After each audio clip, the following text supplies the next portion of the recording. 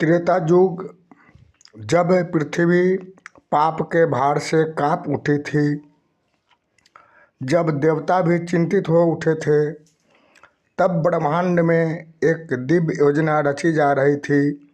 एक ऐसे महाबली के आगमन की तैयारी हो रही थी जो खुद काल के आगे अडिग खड़ा हो। हनुमान जयंती। हनुमान जन्म की कहानी बहुत समय पहले त्रेता युग के उन दिनों की बात है जब पृथ्वी पाप और अधर्म से डगमगाने लगी थी। देवताओं ने चिंतित होकर भगवान विष्णु से प्रार्थना की और तभी निर्णय हुआ कि भगवान राम के साथ साथ एक ऐसा वीर भी अवतरित होगा जो असंभव कार्यों को संभव करेगा। लेकिन कौन होगा वह? एक रहस्यपूर्ण वादा। उधर केसरी नाम के वानरराज और अंजना नाम की सुंदर अप्सरा जो तपस्या कर रही थी, संतान सुख से वंचित थे।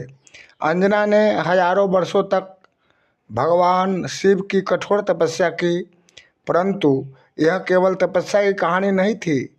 इसके पीछे एक दैवी योजना थी जिसमें तीनों लोकों की शक्तियाँ जुड़ी थी।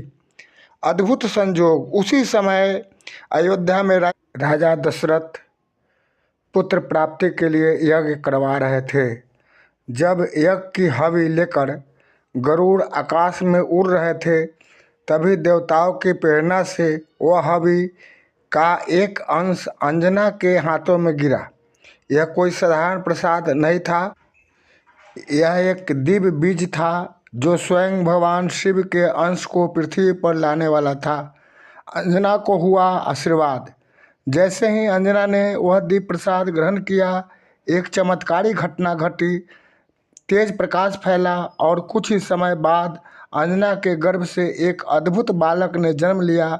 उसके जन्म के समय ही पृथ्वी कांप उठी, पर्वत झुक गए और आकाश में देवताओं ने फूलों की वर्षा की। बालक की शक्ति का पहला संकेत। पर यह बालक समान नहीं था। जैसे ही उसने आंखें खोली, उसने आकाश में चमकते सूरज को फल समझकर उड़ान भर दी। देवताओं तक में हलचल मच गई। यह बालक आखिर है कौन? परम रहस्य उजागर होता है। तभी ब्रह्मा, इंद्र, वायु और शिव प्रकट हुए और बोले, यह कोई और नहीं, स्वयं भगवान शिव के रुद्र अवतार हैं। इनका नाम होगा हनुमान। यह राम भक्ति की मिसाल बनेंगे और धर्म की स्थापना में अहम भूमिका निभाएंगे। हनुमान का जन्म केवल एक बालक का जन्म नहीं था, यह एक युग की शुरुआत थी। एक ऐसे योद्धा का अवतरण था जिसे काल भी नहीं जीत सकता। और इसलिए आज हम हनुमान जयंती मनाते हैं। शक्ति, भक्ति और साहस के इस प्रतीक को बार बार नमन। सभी दर्शकों को सादर नमन।